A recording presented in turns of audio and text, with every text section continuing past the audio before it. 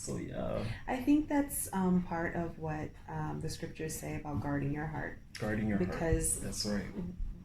everything that we see, everything that we hear, Absolutely. everything that we interact with is an exchange.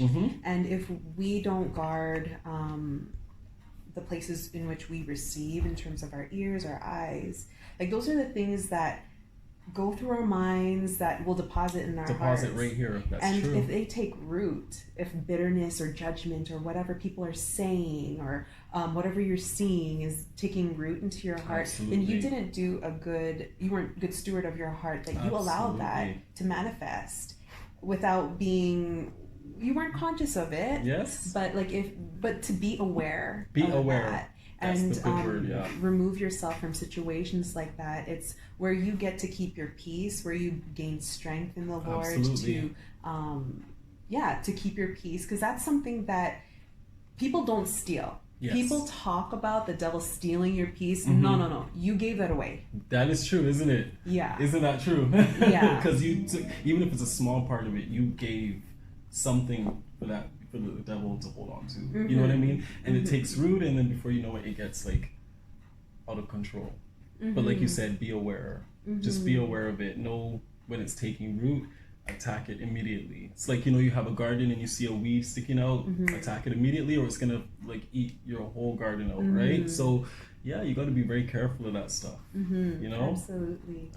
We were talking about haters, and I couldn't help but think about all the haters that Jesus had. Yeah. And they were like in the church. Yeah. And they were all chasing him down, trying to prove everything he said and he did was wrong. And he still did it.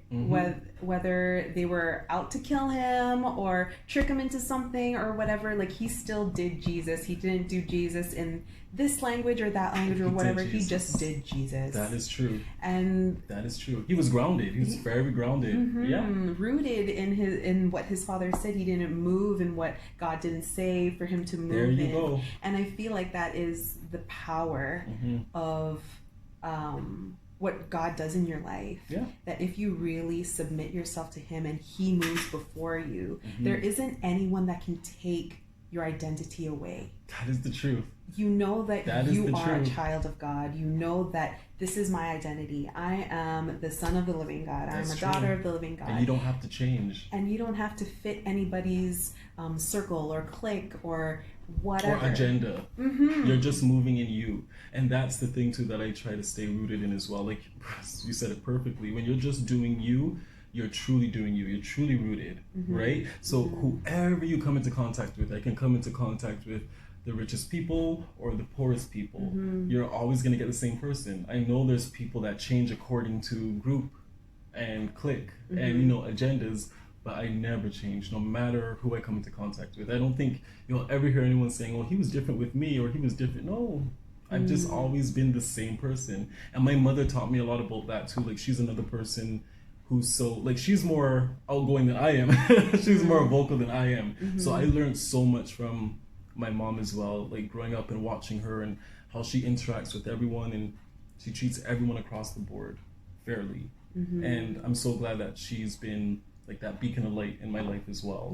Just to show me how you treat people. And she's a key figure. Yeah, that's huge. I love that. I love that for you even to confess that, like, you're the same in every situation. Yes. I was just thinking, like, sometimes you walk into a situation and you have to use a new language. Like you when they say when in Rome, like, but yeah, I know that word. But like, do as the Romans do.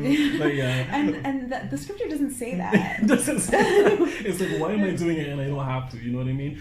Actually, you bringing that up, like even when I did interviews for jobs and stuff like that, no matter what I do, if you're not going to accept me for who I am every day, then what's the point? Because I can't come into a place every day. It's like I'm living here anyways, right? So I can't come into a job every day where I'm not myself. That's going to be exhausting, you having to fit a key figure. And that's why too, I love Drop and Dance's culture, because I know there's just like other studios out there, even outside of Canada, that you have to be a certain way to get through the door to be accepted. But at Drop and Dance and its community, like, I've always been able to be myself, you know, and I come there to do what I do and love what I do and be the person that I want to be and leave there being how I want to be. And that's why I feel the most fulfilled. Yeah, right? So absolutely. yeah, I like that. Yeah. There's a lot of freedom in that. And I like that confession that I'm just me. Because sometimes, like, you come across people that are still hunting for that. Yes. And I feel like, not that at any certain age you have to know Who everything. You are. No. Like, right? I think you're always a mystery. You're always an eternal mystery. You're always gonna have to get to know yourself some other way, or your limit. You know, when I started teaching, I didn't even know my limit. I was just like, okay, I'll teach, but I just didn't know how far I can go with it. But I pushed my limit, and I'm so happy that I got to learn about myself that way. And yeah, there's some things I don't say no to when it comes to, like, you know, if someone was to say speak in front of thousands of people, I know I'm gonna be scared. You know what I mean? Scared heck. But I'll say yes, because I know at the end of the day, somewhere down the line, I'm gonna benefit from that. So that's why I was talking about, like, fear, for example. If you know it's fear keeping you back, it's not necessarily saying that it's bad for you. It's just you're fearful. That's just a part of your flesh you ought to, you know, cut. Yeah. Yeah. Absolutely. For the betterment of yourself, for others, right?